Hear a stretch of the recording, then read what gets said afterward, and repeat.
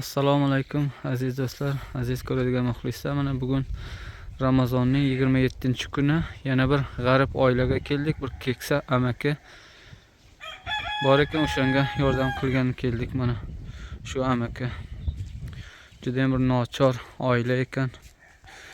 Ro'zg'or baqadigani mana shu amakining o'zi. Yoshi ham bir joyga borgan, mo'ysafid, oqsoqol bo'lib qolgan. Mana shu odamga yordam olib keldik Ramazonning 27-kuni. Inshaalloh aziz do'stlar, like bosib qo'llab-quvvatlab turing. Mana yana yordamlar davomi bor inshaalloh. Aziz do'stlar, o'sha otaxon. Mana hozir kelamiz, so'raymiz nima qiyinchilik bor, ro'zg'orda nima qiyinchiliklarni so'raymiz inshaalloh. Aziz do'stlar, biz bu otaxon o'zbekchani unchalik tushunmaydi, turkmancha gapiramiz. Iloji bo'lsa o'zbekcha ham tarjima qilib turamiz inshaalloh. Assalomu alaykum. Dayamen roza. Baxayrvami. Mana shu ko'maklari Rusiyadan, ya'ni Rossiyadan akalarimiz yuboribdi. G'arib oilalarga Ramazon oyida ertber zakat deb. Va mana shuni sizga olib keldik. Yaman kuningiz qiyin o'tdi deb aytibdilar. Qiyinchilikda yashayan shu otaxon shuni ertber debdilar. Olib keldik. Nima qiyinchiligingiz bor otaxon? Savatim qiyinchilik mana menda yerim yo'q. Bir deval amanat qaynatan bir qo'ydi sonda o'tin. Bir ustaniq chaqamma, iksanqiydim birim o'g'lim mana o'zim ish yaram yo'q. Kullatid. Katta o'g'lingizmi shu? Katta o'g'lim shu. Xo'p, joyim amanat dedingiz a? Joyim amanat yerim menda yo'q. Qo'yla o'da qiydim mendan.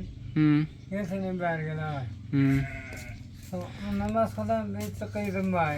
Yerim olsanim kaynatan bir divan amanat verdi. Ava. Özümün garip hiç adımım yok. Bir kempir bir ödüm otin özümüm keser oldum mu onun veryatin. Ndem ona nanım yitbilem yok. Bir onu kanlı külse bir olaksının yan. Yaramım yok, yiyem bilem yok ona. Sinan müşkilatim bize kıyın. Şöyle otin. Qancha farzandingiz bor jumla? İstanbul'da perderdim var. İksan kıydım biri oğlum. Aziz do'stlar, 3ta farzandi bor ekan. Mana eng katta o'g'li mana shu. Bular qancha yashar o'g'lingiz? Oğlum 10 yaşar. Mana 10 yashar o'g'li bor ekan. Shu ro'zg'or boqadigani mana shu otaxonning o'zi ham bir og'ir kasalga duchor bo'lgan.